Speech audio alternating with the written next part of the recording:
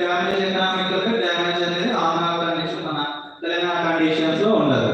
Next stem canker, ఇది ఎక్కువ flooding ఇచ్చే వాటర్లో వస్తుంటుంది. డ్రిప్ కాకుండా ఎవరైతే నీరు తడిస్తుంటారో ఒక చెట్టు నుంచి ఒక చెట్టుకి అలా పాకుతుంటుంది.